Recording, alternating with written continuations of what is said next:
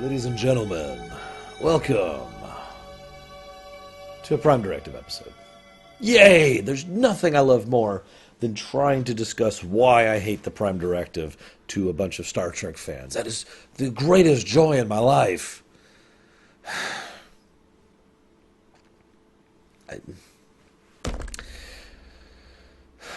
Let's talk about Judson Scott really quick. I just wanted to bring him up. He's the gentleman who plays Sobe. And he's the guy who also played Joachim, or Joachim, depending on how you pronounce it, over in Star Trek II Wrath of Khan. He's also a Romulan later on in Voyager and Message of a Bottle.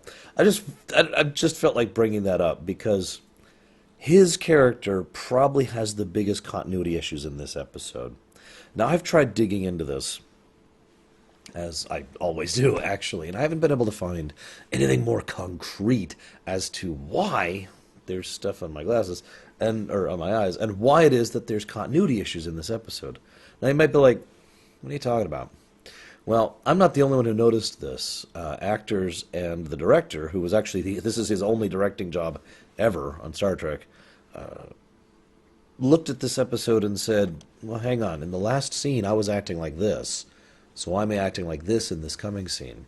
And Judson Scott is one of the biggest people who brought up that kind of a question in his role as Sobe. And I have to actually agree. There's several bits where he just kind of flip-flops, like someone just has a toggle of, I'm the bad guy.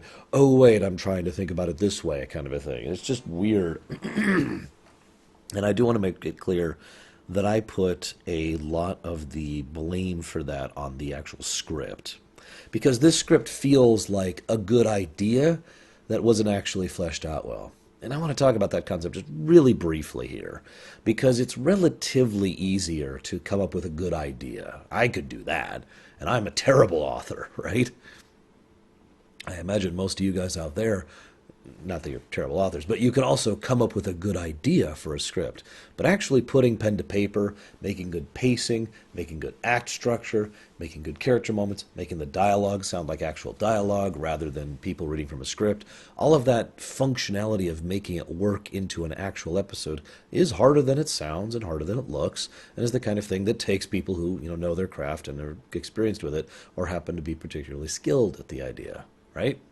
So it's not like I'm saying it's easy. But it's very clear that whoever's making this episode wanted to do a drugs episode and had no idea how to actually do that. Because there's a lot of real issues with the plot. One of the other things that I noticed, and this, whether this works for you or not is up to you, is the star. They frequently use the star as a plot point. The only reason we're not sure if the plague got on board or not is because the interferometricness. I know that's not what they call it. The interference from the star. Why can't we just beam them aboard? Because of the star. Well, why can't we tractor them aboard? It's because of the star. Why are we having trouble beaming this? Well, because of the star. Are we sure about our scanners? No, because of the star, right? It just kept coming up over and over and over. And yet, apparently this star acts like this semi-normally. Like they even mention a point at one point that maybe the reason these people have these electric mutant powers is because of the fact that their star is like this. It's even mentioned, although it's never stated outright, that these people, both of these people, the Bacarians and the Onarans or whatever, live in system. It's the same system. This is two separate sentient sapient species who developed in one system, who haven't actually spread out from beyond that system, who probably don't even actually have faster than light drive. That would, of course, make sense, since one of the points is that this is a Prime Directive episode, and, pre-warp civilizations is literally the phrase that used to be used to describe how the PD was utilized, who it was targeted towards. And yet this thing is such a completely ordinary thing. It's damaging and making it so that the Enterprise is barely functioning. And yet these people have had this space travel deal for 2 centuries. Oh, but also, to even add to this mix of isn't quite thought out, they don't know how to repair their own ships. They don't know how to build new ones, apparently, because everyone acts as if the lack of the new coils for their ships is going to mean no more shipments ever. Which also brings up another interesting point. One of the things they mention is that the Onarans are exceptionally technologically advanced, or at least were exceptionally technologically advanced. One of the things that's mentioned is that the Onarans are very industrious. They produce all of the goods. They don't go into specifics, but they mentioned, the Bacarians mentioned that they have no other industry at all. No textile industry, no machinery industry, no food industry, right? They rely solely on their imports through this drug, which is a little bit ridiculous, but I'll talk about that more later. Why is this relevant? That means that things like, oh, I don't know, engineering, as in structural engineering, space engineering, ships, would be the field of expertise for the Inarans, the guys who actually own the ships. And yet, they don't know how to run their own ship. It's actually a weird scene towards the beginning of the episode where they have this big tense thing. Oh my God, we need to go and save the ship. And you can hear the comm in the background. Oh God, no, help us, please, help us. And then we cut to them actually reaching the ship. And there's like 5 minutes of an Abbott and Costello episode as they're just kind of like, oh, yeah.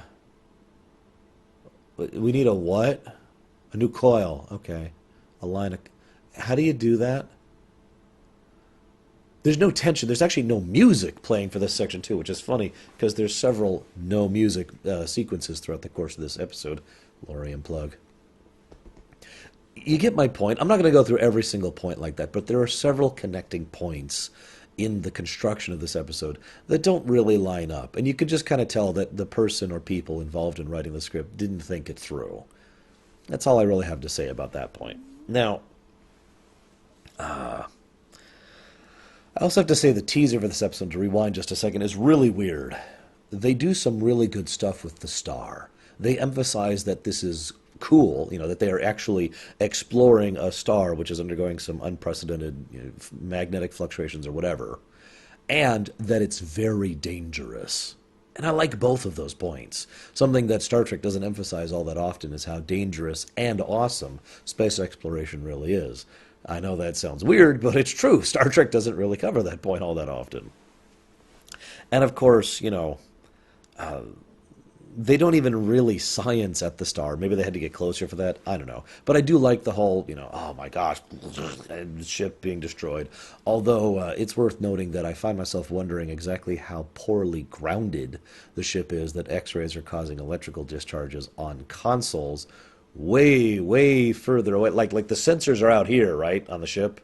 And then they go to the sensor banks, and then there's like the computer that gets that, and then probably another computer, and then the console, like all the way through that. Whatever. So, I already mentioned how strangely jocular and just bizarre the tone is of the "we need to save the druggies" thing. And I'm just going to call them the druggies from now on. It's easier than saying Onarans. And they're like, oh God, what are we going to do? And it's even funnier because in the middle of this very tepid, casually calm scene, Worf mentions the ship is now breaking up and they're all going to die. And it's just like, okay, maybe that was the point? I'm not really sure. But I know it was the point. The fact that they wanted to kind of showcase something they were doing with the transporters. Now that brings me to another point. They mentioned that they will work, conjoin the transporters together to have basically more beaming power. They also mentioned how she will use multiple of her own transporters to increase the power. Now, there are ways that could make sense, but and I just wanted to share, the way my mind immediately leapt to doesn't actually make sense unless the transporters kill you every time they beam you. Now, I know that's something that's been debated for literally years in Star Trek, and let me make it very clear that I do not believe that the transporters beam you every time they kill you. Obviously, the creators never thought that too. That's 100% certain. But I bring this up because if the transporters do in fact kill you, it would make sense that multiple transporters would have a higher chance of success of beaming you. Because what happens then is each transporter is just trying to scan, think of it as multiple photocopiers, and each one's not working quite right. So you get one partial copy, a second partial copy, and a third partial copy. If you layer all three of these on top of each other, you have a higher chance of having one complete picture of whatever it is you're trying to copy, hence a higher chance of getting a cohesive signal, a cohesive copy through the system. Now, boosting the scanning power would make a degree of sense if each transporter, like each literal transporter unit, had its own specific scanner for transporting. I'm not actually 100% sure if that's how that works. I do kind of like the idea of deliberately cooperating with the transport on the other ship, though. That's something that's actually never really been done before prior to now, and so it was a nice little way to once again show how the transporters have gotten better since the old days. So, let's talk about the electric fight really quick before I talk about trade. So in the electric fight, the guy's like, and the other guy's like, and then they're like, and then they're like. It's a reasonably cool effect, and it's kind of a neat little concept, and it actually comes up later on, so that's actually kind of cool. That's not what I want to bring up.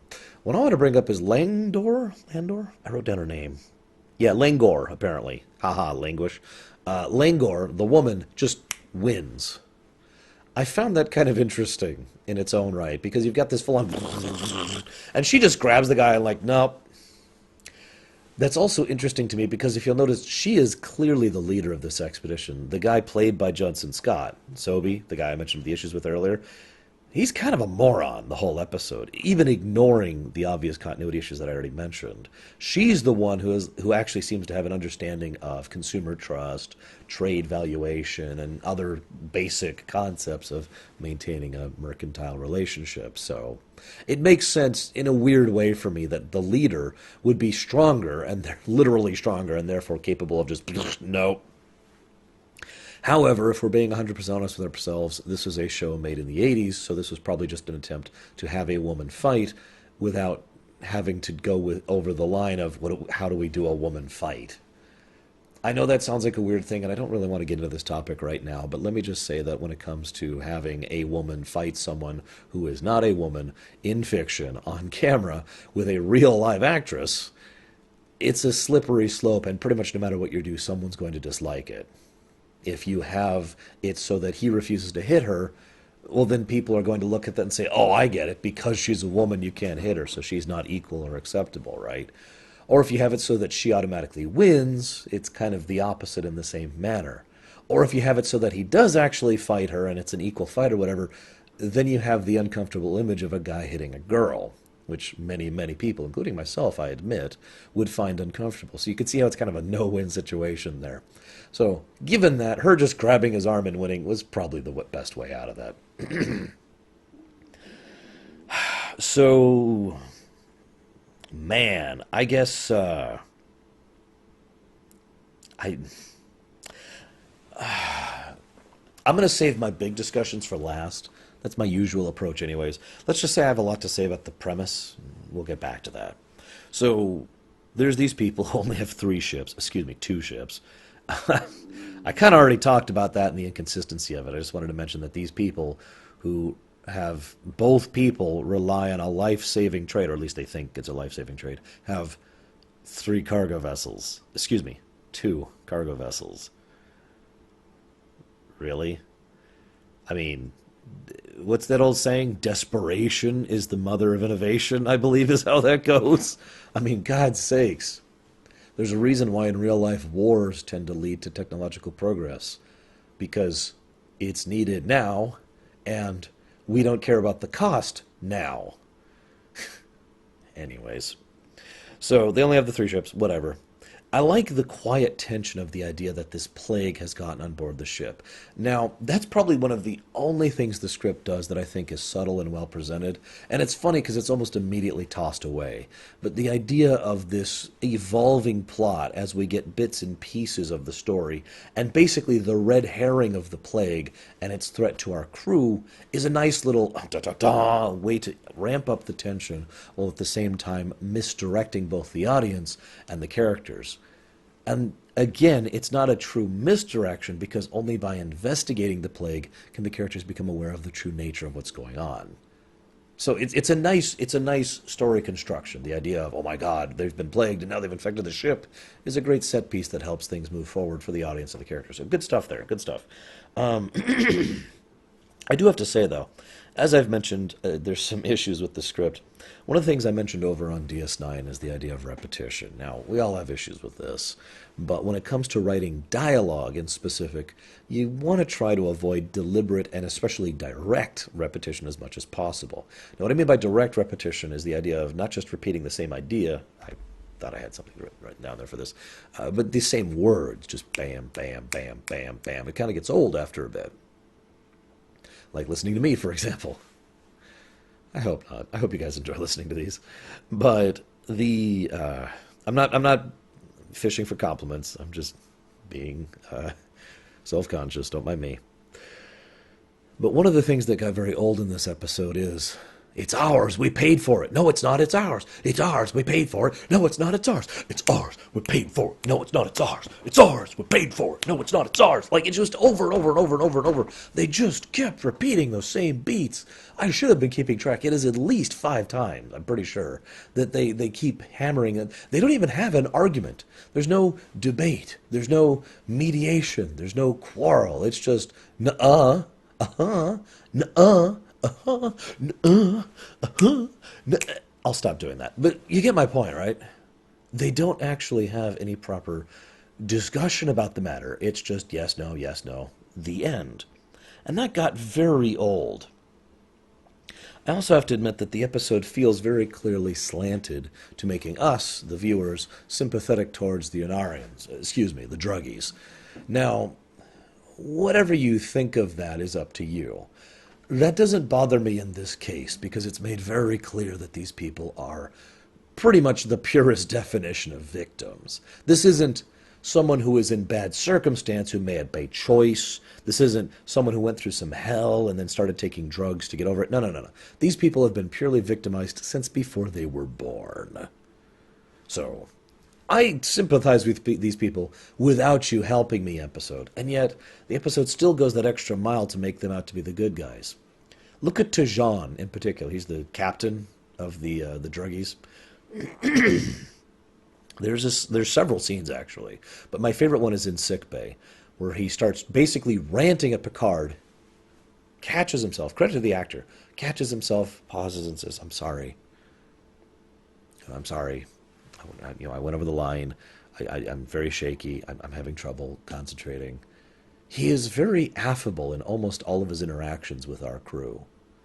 And I feel like pointing out, while he is the one who later takes Riker hostage, he does so out of desperation and fear and a desire to help. And when Picard confronts him and says, you will not kill him, he relents. Because he isn't a killer. Because he isn't a terrible person. Now, that doesn't excuse taking a hostage in that situation, but you could see how the episode is clearly slanted for us to take his side. To give you a little bit of an idea what I'm talking about, and I've talked about the concept of slanting in fiction before, immediately after Tejan's scene in sickbay, where he's affable, understandable, relatable, very next thing we see is Langor and Sobi, the two Bacarians, or is it Breckians? God, I don't even remember, to be completely honest with you. Hang on, I'm going to look that up really quick. I was on my notes right here. Nowadays, I've got a new setup going on here. Okay, yes, Sobi, yes. What species are you? It is Breckian. Okay, so we've got the two Breckians, and they've got kind of this smug grin on their faces, both of them. And I'm not going to do it, but she's literally lounging, just stretched out, casual. He grabs a drink. There we go. They're not actually doing anything wrong, but this is what I mean by slanting. When a fictional work clearly makes it so that the author and the director and the creators involved want you to think in direction A. And again, I find that weird because it's so unnecessary. These guys are the bad guys in basically every way. This is not a symbiotic relationship. This is a purely parasitic relationship. And they are the villains here, willing, knowing. There's even a great scene later on where Crusher and Picard basically confront them flat out and manage to deduce the truth of the nature of this relationship, and the fact that they are well aware of the fact that this is a parasitic relationship and that they've been actively trying to make it worse. These are the bad guys. It's actually pretty black and white. Moving on. So, I also have to say one thing I do like very quickly. I do like how Picard trusts Crusher's opinion on the matter like that. Too often in a show, especially Star Trek, someone will come up and say, I think it's such and such. And they'll be treated as a Cassandra truth, which, God, I hate Cassandra truths in fiction. Where she's like, oh, it's this. No, it can't be this. Oh, you're biased. Oh, you're just jealous. Or, oh, you've got emotional. Oh, you were right all along. Sorry, we should have listened to you. That just drives me crazy. But no, Crusher says this is drug addiction. And Picard immediately believes her and immediately has Data and everyone else just look into this to try and figure out what the hell's going on. And lo and behold, she was right. The only downside here is, and again, maybe I'm a little biased because I actually grew up in Southern California, but it is really, really obvious that what these people are going through is drug withdrawals, and when they have their dosage, that it's an obvious, clear, junkie kind of a situation. Now again, Southern California, seen this before, but I'm pretty sure just about anyone with any kind of medical experience at all could look at that and be like, yeah, especially considering her scans weren't able to find the virus. However, in the interest of fairness, we are presuming that the Enterprise did finally get its actual medical equipment when they went in for Starbase during 1100101.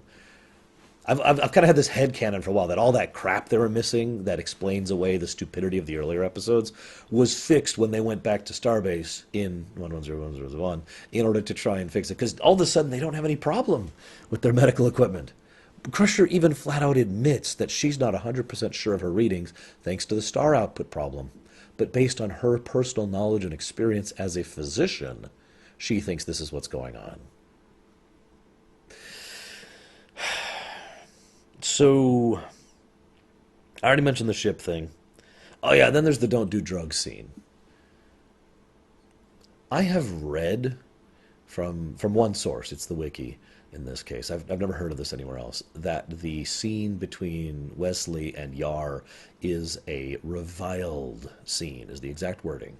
That this is a scene of that fans can't stand because it's a don't do drugs scene.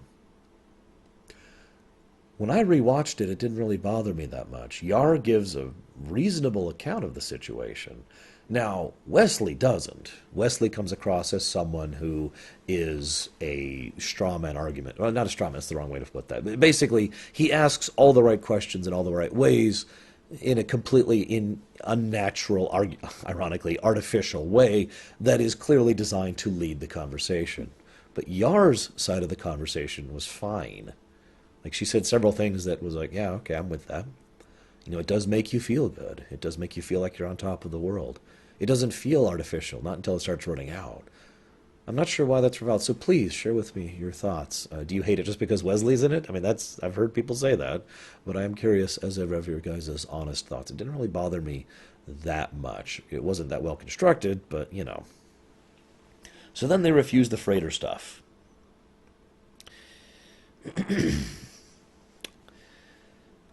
Let's talk about... I don't want to do this. I really don't. Let's talk about the Prime Directive. Ugh.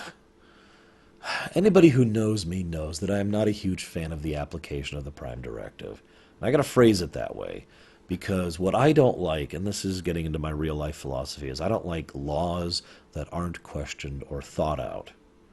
I don't like pointing at a rule book and saying this applies in all situations equally 100% of the time. That just does not gel with my own personal philosophy. So the idea of being able to say, you never do this, is something I automatically disagree with. And in my opinion, too much of Star Trek, and this mostly leans on TNG and Voyager, as well as, ironically, a little bit of Enterprise, tends to use the Prime Directive basically as an excuse to not think. And I am very pro-think.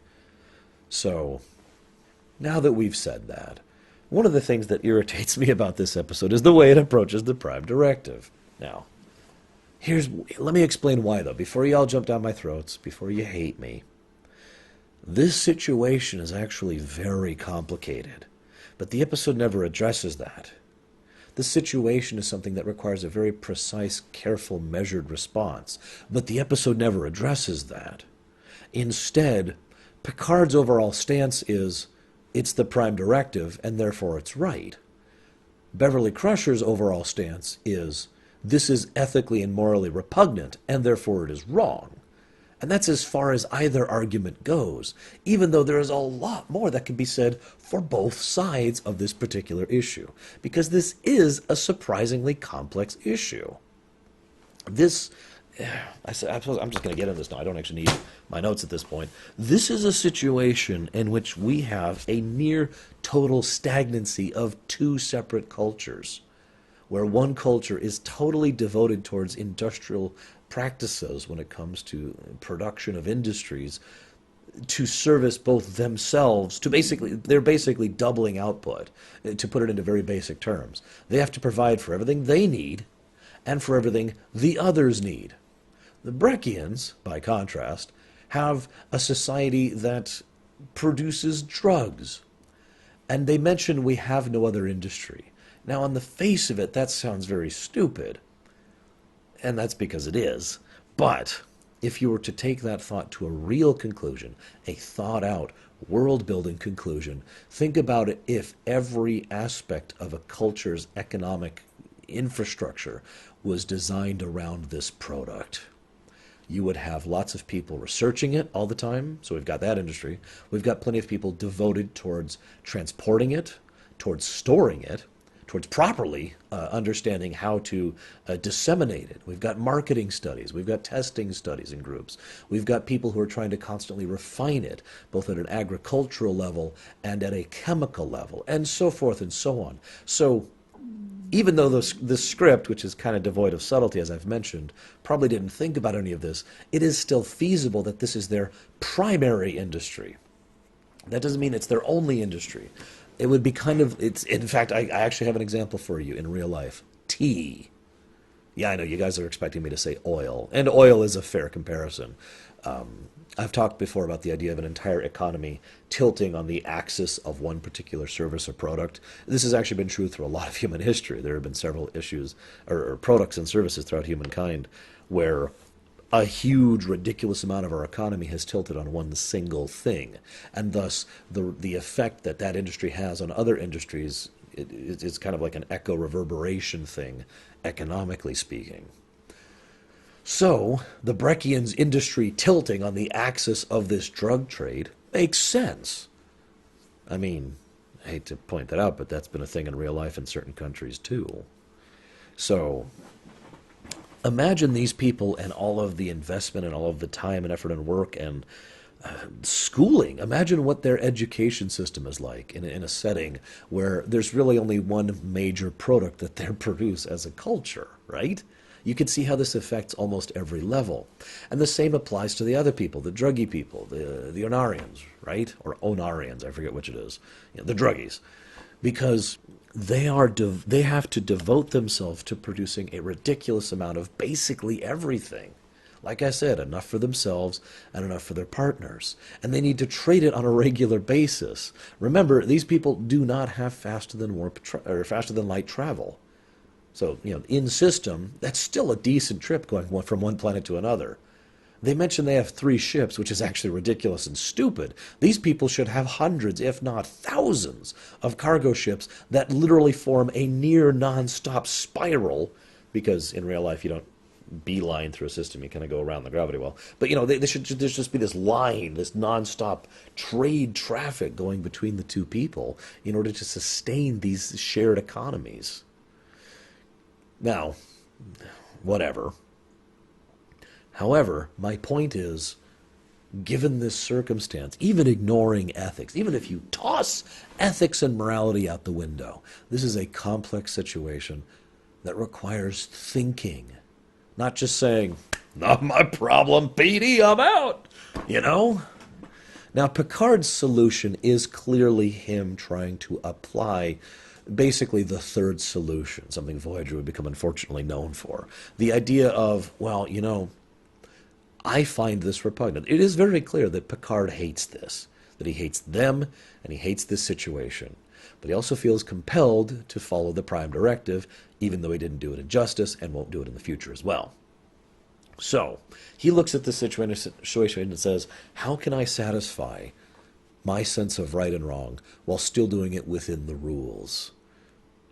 Now, for better or for worse, that mindset right there, his set of right or wrong within the rules, within the confine of the rules, that sentence pretty much describes Picard's command style and really distinguishes him from every other captain in the Star Trek series. But at the same time, his solution doesn't actually address the problem. I mean, ignoring the fact they all act like this is the end because apparently they just can't do anything. You're telling me they aren't going to be able to get some kind of trade going? That both sides, being heavily motivated to make this happen, aren't going to be able to do something about this? Now, granted, they mentioned 72 hours, right? So that's their time deadline. They've got 72 hours to make this work. Don't you think they're going to be able to do something with that? Especially since they have this super highly concentrated drug, which could help parcel them out. So they could add time to that 72 hours, right? This is not a solution, Picard. Now, one other thing I don't want to talk about is the problem of relativistic ethics. Here's the thing. A lot can be said about not pushing your own ethical and moral viewpoint onto others. That is a valid thing that can be said, that some fictional works, including Star Trek and actually Orville, of all frickin' things, have actually addressed and done a decent job of addressing. But this episode does not do that. Picard makes one castaway comment about, we're not here to be the judges of the galaxy or whatever, but it doesn't apply in the same strictest sense in this episode because what is happening is still ethically wrong from the alien perspective. The Breckians still show a clear, demonstrable presentation of people who understand that what they are doing is morally and ethically wrong. They're simply willing to keep doing it because it benefits them. So this is not a case of alien ethics or alien morals. This is a case of some drug dealers taking advantage of some junkies. And it is made very clear that that is the case. Now, this is probably, once again, a fault of the script for not really following through on this, but it does make Picard's overall opposition to this, frankly, lackluster at best. This is the kind of thing that I would say needs to be very carefully and precisely discussed. In fact, you remember that time limit I mentioned earlier, the 72 hours? I have a feeling, because this is what I would do as a writer here, I have a feeling that was put in there to put the decision on Picard's shoulders. In other words, normally, this kind of situation, civilization level exploitation, is the kind of thing you'd probably want to debate amongst the Federation Council, that you want to kick upstairs to people whose job it is to debate these kind of concepts and their long-term industrial and economic and cultural and civilization and moral and ethical quandaries that are attached to this. But with that 72-hour deadline, there's no time. He might be able to get a signal back and then forward and then be able to talk to people about that, but not actually enough to really do anything. The decision would have to be Picard's, and that would make it more of an actual dilemma. Especially if you changed the Breckians so that they don't understand why this is wrong. Present them in a way so that they're not sniveling, usurping, exploitive, blackmailing bastards. Maybe not blackmailing, but, whatever. They kind of are. I mean, they do the whole, we'll give you a little bit thing. But no. Make it so that they legitimately see nothing wrong with this. That in their culture, that in the mindset of their civilization and their people, this type of truly parasitic relationship is completely acceptable.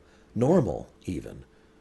Maybe even make some kind of nature parallel if you really want to go that way. Because there are plenty of parasitic organisms that exist in nature, here in real life, right? Then you have a real dilemma. Because now there is no bad guys. There are victims, because the people being victimized are still being victimized, even if they don't think they are. But there's no bad guys, per se, that you can just hammer down. And you have to decide, do I impose upon these people? Do I state I cannot allow this injustice to go forward when you're not even entirely certain if it qualifies as one? Right? Now, it's worth noting that that would still have an easy solution. That easy solution being the truth. It actually pisses me off that they just kind of sidestep that solution this entire episode. And I know, they give their reasons for it. It still pisses me off. the victims, the druggies, should be able to make an informed choice on the matter. Because wouldn't that make an interesting dilemma? All the hand-wringing and all the debating and, oh, guys, it's not actually a cure, it's a drug. Yeah, but we feel much better when we're on it. Please give us a new shipment. We don't need it to live. Or, excuse me, we don't need it to survive. We need it to live. We need to be free, man. You could still make that an issue. But I would say that even if you ignore ethics and morality, and even if you ignore the complexities of the Prime Directive, these people making an informed choice, having the knowledge and understanding of their circumstances in order to be able to make a choice at all, is something that I would consider to be an acceptable outcome to this. But again, that's just basically swept under the rug.